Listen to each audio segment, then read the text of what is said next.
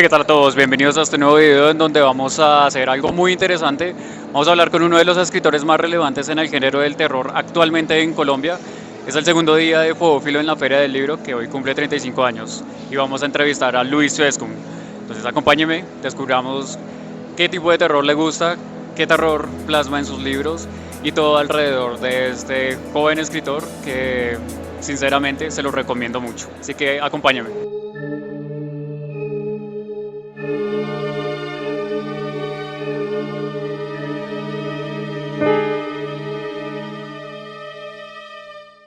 Hoy estoy con uno de los escritores más relevantes en el género del terror que han venido a la Feria del Libro del 2023. 35 años cumple esta feria y hoy tenemos a Luis Suescun, un escritor de terror que ha causado mucho impacto en los últimos años, un escritor que me han recomendado mucho y que hoy nos adentraremos en su mundo, conoceremos qué es lo que más le gusta y qué tipo de terror es el que le gusta consumir y el que le gusta escribir. Bienvenido pues a Fobófilo. Bueno, primero que todo, gracias a ti por invitarme y un saludo muy grande a todos los lectores y seguidores de Fobófilo. Algo que me gustaría comenzar con esto es, normalmente siempre soy relacionado con la literatura de terror, pero algo con lo cual yo he tratado de mostrar y lo hago en mis ensayos y en mis presentaciones, es que para mí lo más importante no es asustar, no es aterrorizar,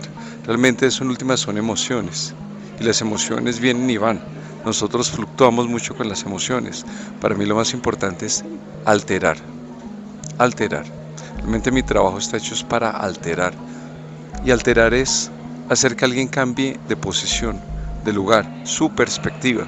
Por eso es que obviamente mi trabajo está construido siempre con un sustrato lingüístico, semiótico, semiológico, histórico, antropológico, regionalista, para tener ese discurso y a través de ese discurso transformar un poco la perspectiva, alterar al otro y que obviamente sean relatos que perduren dentro de la reflexión. Para mí el cuento del terror es solamente un vehículo, una parábola, por así decirlo. Para introducirlo y para poderlo conocer un poco más como un escritor de terrores, ¿por qué el terror? ¿Por qué resultó haciendo terror? ¿O qué fue lo que sucedió en su vida para que termine perturbándonos a todos con sus libros? Mi abuela Ana me contaba cuentos.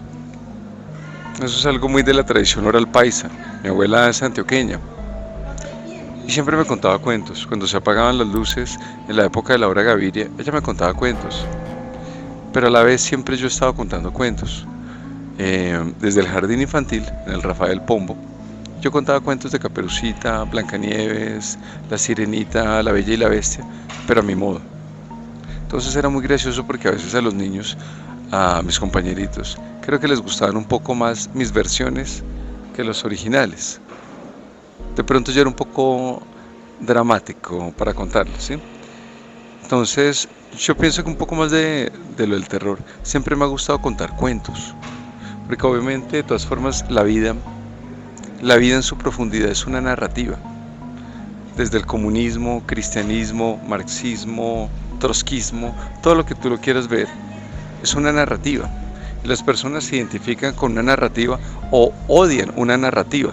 Odias la narrativa del Islam, pero seguramente no odias al islamita, ¿me entiendes? Es decir, nosotros somos seres construidos de narraciones. Siempre, en cada momento de nuestras vidas, se construye una narrativa. La Filbo es una narrativa cultural en sí. Colombia es una narrativa, la cual nosotros pertenecemos. Entonces, para mí, el oficio de contar cuentos es un oficio tan profundo, porque obviamente estoy apostándole a crear una narrativa personal mía, con la cual otras personas que también han tenido sus propias narrativas se sienten identificadas y así entre todos construimos una narrativa mayor. Entonces pienso que el tema de contar cuentos es uno de los oficios más profundos de la historia, porque es el oficio de resignificar lo mismo que está pasando, lo mismo que todos ven, el narrador, el chamán, el cuentero, el vidente, como diría Rimbaud, resignifica esa realidad para darle una forma y tratar de entender un poco qué es lo que realmente está sucediendo.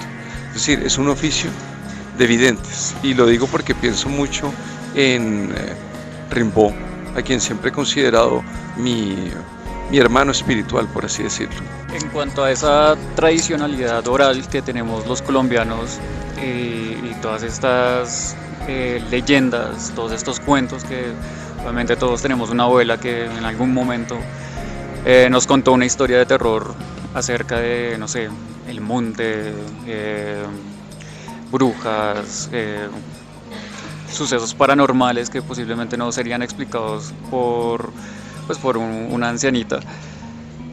¿Cómo abordas esta idea del terror en tus libros, respetando esa oralidad de nuestros antepasados, y cómo buscas perpetuarla en tu trabajo, y cómo quieres que las personas absorban eso? Yo tengo una técnica narrativa que siento que es particular, porque obviamente yo no vengo propiamente de la escritura, yo vengo de la oralidad.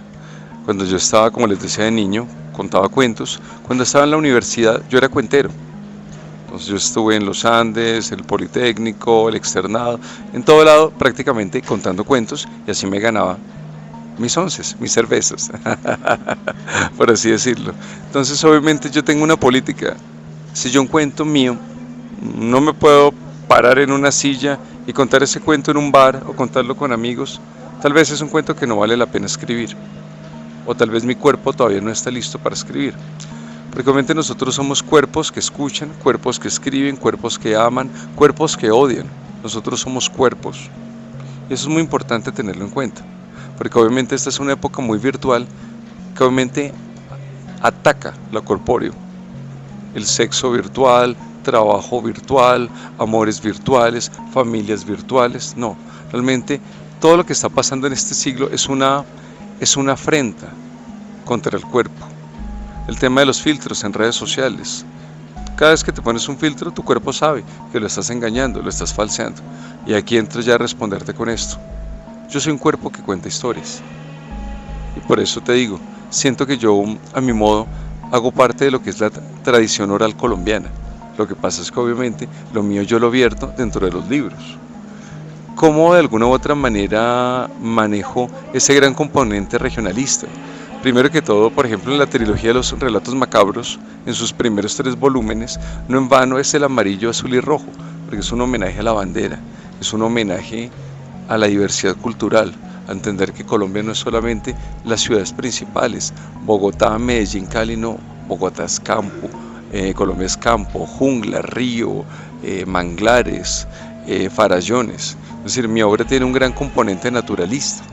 Es decir, así como Thoreau y Emerson trataron de propiciar el naturalismo en Estados Unidos, yo también he tratado de propiciar a mi modo ese naturalismo alrededor de Colombia. Por eso me alegra tanto cuando muchas personas hablan sobre la biodiversidad que obviamente acompaña a mis relatos, porque obviamente hablamos de lo que son bosques de niebla, sotobosques, junglas, y eso es una manera también de aportar a lo que es nuestra riqueza como colombianos, de la cual, como bien dice lo de la Filbo, estamos aquí hablando de las raíces, pero lo que pasa es que nuestras raíces colombianas tienden a ser fragmentadas. El tema de una colonia o de una invasión no es solamente física, también es mental, también es cultural, principalmente es cultural. Entonces obviamente nosotros tenemos esa obligación de indagar sobre nuestras raíces. Cuando tú me hablabas, por ejemplo, de la madre monte, de la patasola, de la bola de fuego, esto también es nuestro tesoro inmaterial cultural, y que obviamente tenemos que protegerlo.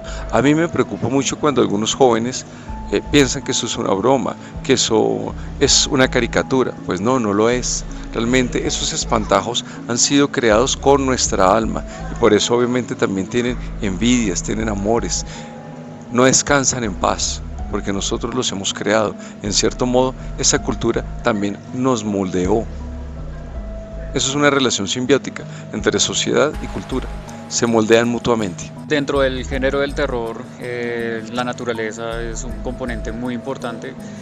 Hay casos o hay ejemplos culturales como el japonés en donde se respeta mucho la tradicionalidad y por ejemplo los yokais, estas almas en pena y todo esto es un poco también parecido a nuestra cultura.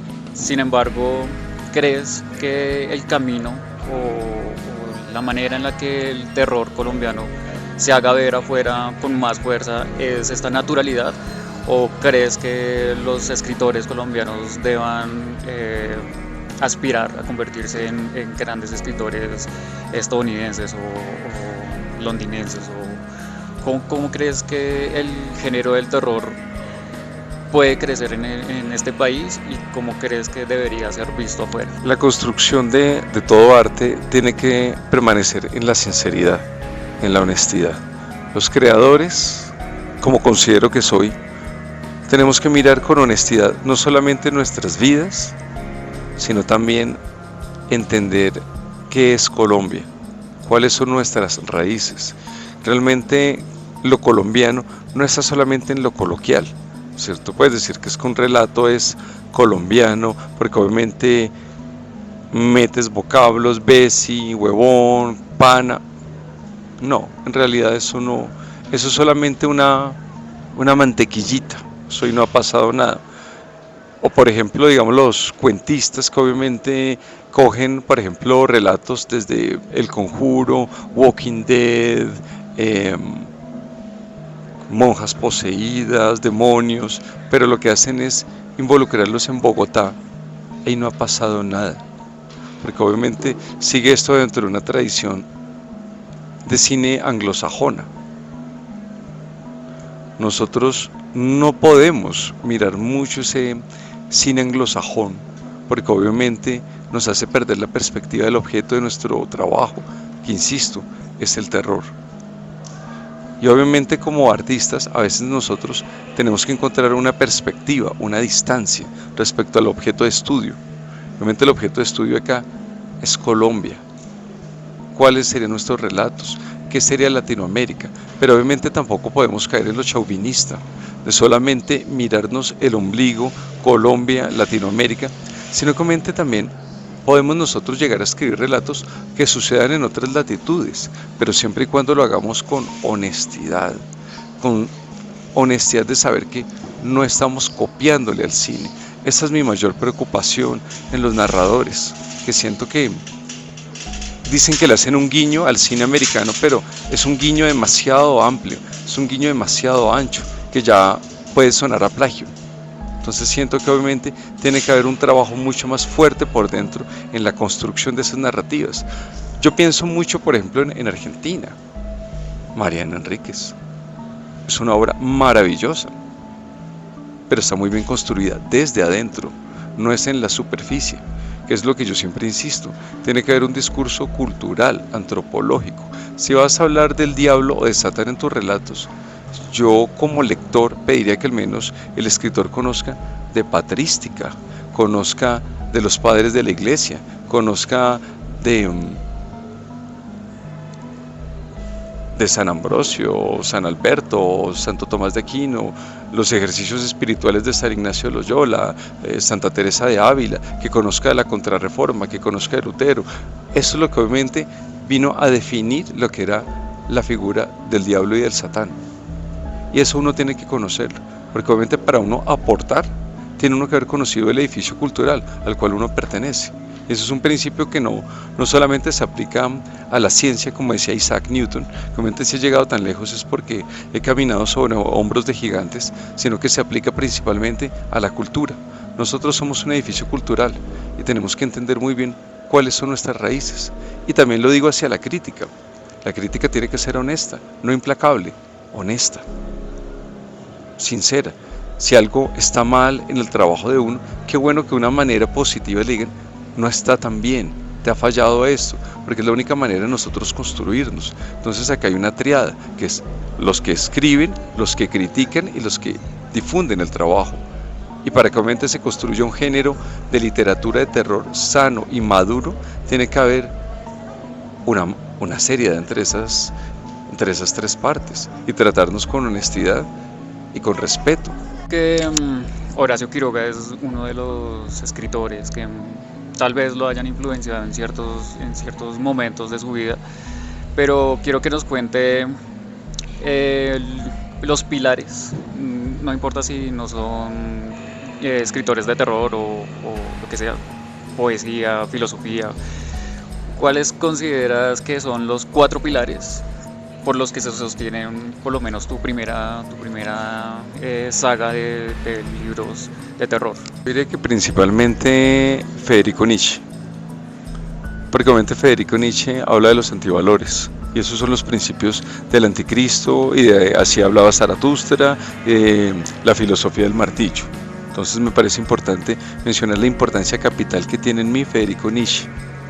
El segundo, y pondría tal vez en el mismo lugar, a Salvador Dalí y André Breton, con el surrealismo. Mi obra tiene un gran componente hacia el surrealismo, porque obviamente el surrealismo es pensar mucho más allá de lo que hay en realidad. Es encontrar conexiones entre puntos diversos.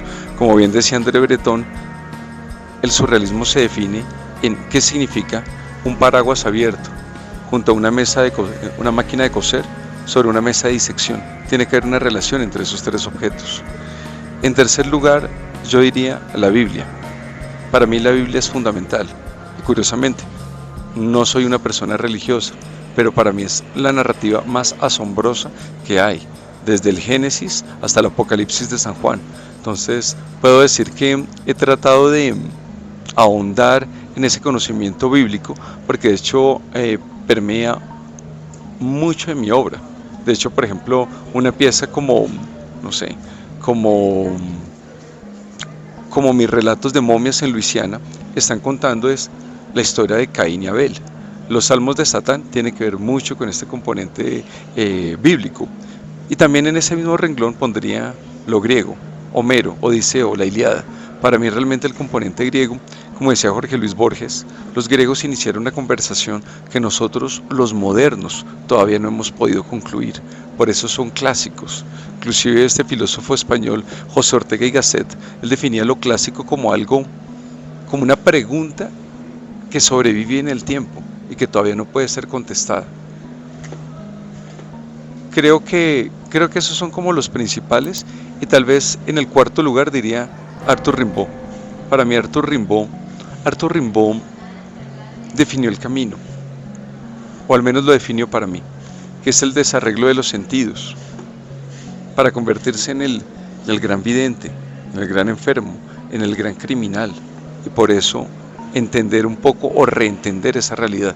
Para mí esos son mis cuatro pilares, como bien lo has dicho. La película Anticristo, Lars von Trier nos manda una cita que es el templo de Satán es la naturaleza, y es algo que he visto constantemente en las referencias de Luis, y la importancia de lo natural, la importancia de entender que la naturaleza es vida, pero también es muerte, que para que haya oscuridad se necesita luz.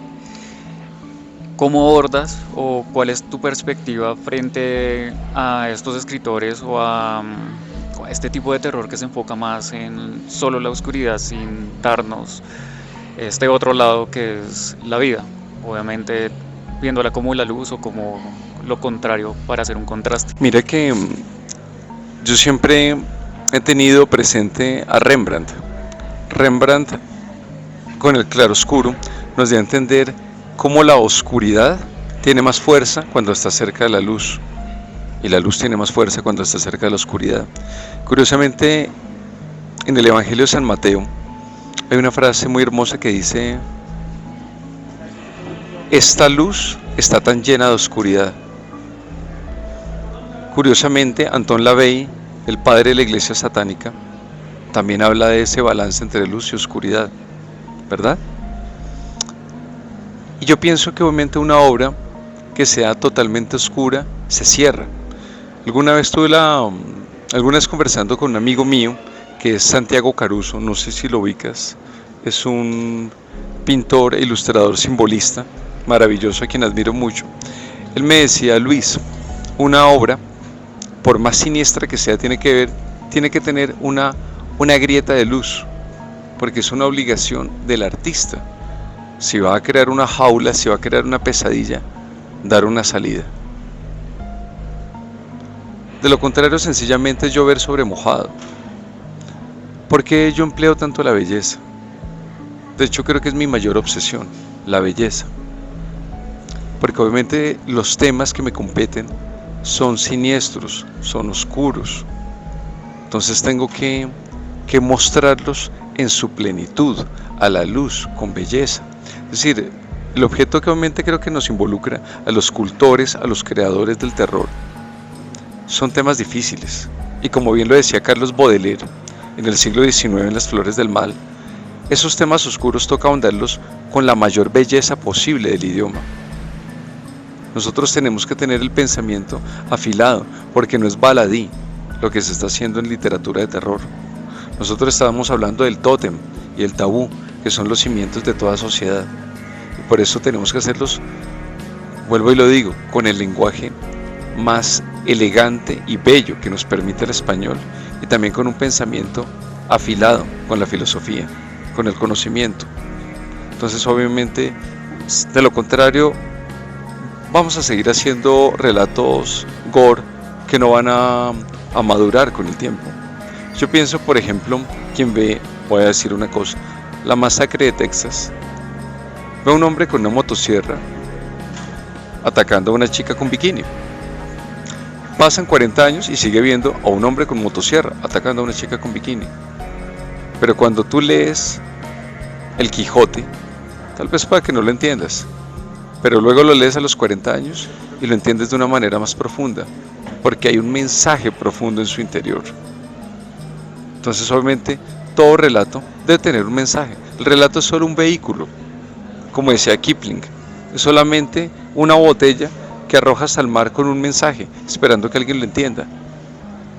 Pero el cuento es la botella, y lo que está ahí es el papel, es ese ruego de un náufrago pidiendo ser conectado. Pues ya hemos hablado un poco del terror y de Luis como el artista, pero quiero saber un poco más de el Luis fuera de todo esto, qué es lo que le gusta ver, qué tipo de películas. Ya hemos visto que el componente literario se empapa mucho del arte plástico, un Dalí, pero fuera de todo esto, cuando se sienta enfrente de una pantalla o cuando se sienta a escuchar música, ¿qué suele recurrir Luis para desconectarse de una u otra forma? ¿Qué tipo de arte, películas, música que le gusta? De música escucho principalmente 2 o 3 géneros. Escucho metal, escucho suficiente metal, desde Iron Maiden hasta Therion, Megadeth, Opeth. Realmente siempre estoy escuchando metal, pero también escucho mucha música clásica, desde Händel, Bach, Schubert, Schumann, Chopin, Mendelssohn, etc.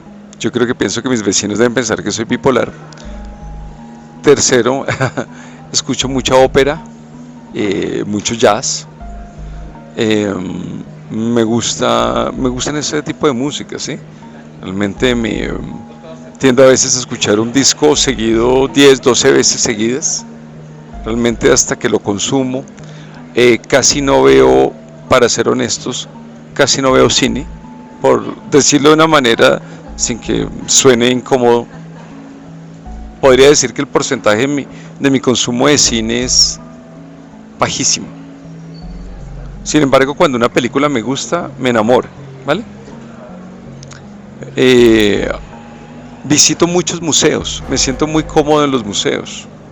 Me gusta mucho visitar museos, me gusta mucho paseos ecológicos, porque obviamente me gusta admirar la naturaleza.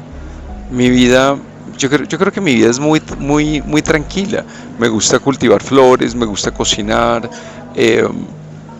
Creo que obviamente trato de apreciar la vida en lo minimalista. Y como lo digo, realmente para mí la vida es belleza. Y cuando tú consideras que la vida es belleza, te sientes agradecido. Y cuando te sientes agradecido, te sientes feliz. Entonces esto me lleva a una simple conclusión. Soy un hombre absolutamente feliz que escribe pesadillas. Desearía que le dé unos consejos a estas personas que están del otro lado de la pantalla y tal vez han escrito una que otra vez y no han tomado la decisión de tomar la escritura como un trabajo serio y la escritura sobre todo de terror como algo que puede generar, como algo que puede ser muy satisfactorio. ¿Cuáles serían esos consejos primordiales que les daría Luis Sescum a todos estos jóvenes o también viejos que todavía no se han decidido en escribir? Bueno, primero que todo les diría con todo mi afecto que cuentan conmigo. Si necesitan en algún momento un consejo, una ayuda, la verdad realmente, de pronto como lo han visto en mis presentaciones, me considero un hombre de puertas abiertas. Realmente toda persona que se acerca a mí, siempre estoy presto para darle un abrazo, un consejo o una palabra si lo necesita. ¿Qué le recomendaría yo a alguien? Más allá de darle un consejo técnico, como yo decía ahorita, de que cuenten sus cuentos oralmente antes de escribirlos, que tengan orden antes de escribirlo. Yo hago muchos diagramas antes de escribir un solo cuento, un solo poema. Tercero, que siempre estén escribiendo. Como decía Pablo Picasso, la inspiración solamente llega trabajando. Yo tengo siempre una libreta debajo de la cama, tengo una libreta en el carro, tengo una libreta en la cocina y si tengo una idea no he visto problema en escribir un argumento en mi pierna o en mi brazo, no me importa. ¿Por qué? Porque obviamente lo que es la creatividad es magnética, así como lo es el amor, como lo es el deseo, como lo es la prosperidad y como lo es la infelicidad también. Todo es un imán. Entonces solamente nosotros tenemos que ser agradecidos con la creatividad y siempre estar apostándole a recibir esas ideas. Si tú no anotas una idea, no solamente la pierdes, pierdes la siguiente, porque empiezas a perder ese magnetismo con la creatividad. Entonces, solamente les diría eso y que por último, no pierdan la infancia, no se avergüencen de ser niños ahora que son adultos. Realmente, como decía el gran poeta Dylan Thomas, la pelota con la que jugaba de niño todavía no ha dejado de rebotar. Entonces, sean niños. Yo ahorita mis, 45 años, todavía sigo haciendo lo mismo que yo hacía cuando tenía 7 años. Y me encanta sentir que no he envejecido. No quiero morir. Me siento profundamente vivo. Invitados todos, ya es un escritor que ha sacado muchísimos libros, para ser sincero. Afortunadamente para nosotros los fanáticos del terror tenemos una primera trilogía que ha consolidado a Luis Sescum como un gran escritor de terror. Invitados a todos para que se animen a comprar sus libros, vengan a la Feria del Libro, charlen con él, escuchen sus relatos, escúchenlo hablar, conózcanlo, no solo en persona sino en sus libros. Para finalizar de esta trilogía y obviamente los 4 nuevos libros que vienen, las personas tienen mucho de dónde elegir. ¿Cuál sería la entrada perfecta a este mundo que estás creando? ¿Cuál es el libro perfecto? Yo pienso que hay muchas puertas. Pienso que obviamente la trilogía y la semilla del vampiro por las ventas que generan, pienso que son los más llamativos. Pero por ejemplo también quienes se acercan a la peste de los solitarios encuentran una reflexión sobre nuestra incapacidad de comunicarnos con el prójimo. Quienes se acercan a mi libro de ese hilo rojo llamado amor, es una visión más compasiva sobre nosotros mismos. Quienes se acercan a los salmos de Satán, es mi visión espiritual del mundo. O a los nuevos libros, Eternal Blues, Carne de Astronautas, Las Monedas del Barquero, que pienso que es un tour de force de la imaginación porque son 101 relatos cortomedianos más otros 101 relatos microcuentos. Creo que obviamente hay muchas puertas y obviamente lo importante es que se acerquen. Y como bien dices, pues por supuesto que estoy ahorita escribiendo la segunda trilogía, porque van a haber otras 2 trilogías más. Digamos, al menos está contemplado llegar al volumen 9. y sigue El infame reino de las brujas, La marea roja, El mudo lenguaje de los fantasmas. Creo que realmente ahí, digamos, mi idea es terminar un catálogo de más o menos 30 libros y ya con eso se terminaría la obra. Entonces, pues obviamente están más que bienvenidos a la Feria del Libro. Estoy en el stand 1715, en el pabellón de los Independientes. Bienvenido y te espero acá en la Filbo para que nos demos un abrazo y te acerques a mi obra. Un abrazo y que tengas un feliz día. Y muchas gracias a ustedes por tenerme aquí en este canal tan especial. Muchísimas gracias, Luis, muchísimas gracias por esta entrevista. A todos ustedes les comparto la misma recomendación que me hicieron a mí, por la cual yo llegué a él. Es La Casa de la Bruja. Si lo consiguen, es la entrada a la trilogía. Obviamente todos los libros están disponibles para todos ustedes. Van a encontrar muy buenos relatos, van a encontrar un terror muy bien escrito y sobre todo diferencial del que ya estamos acostumbrados pues con los clásicos. Muchísimas gracias, Luis, muchísimas gracias por venir a la Feria del Libro, muchísimas gracias por ver este video. No olviden seguir a Luis en todas sus redes, está en Instagram, está en todas las redes sociales para ustedes. Aquí en la pantalla les va a aparecer todas las redes para que vayan y lo sigan, conozcan todo su trabajo.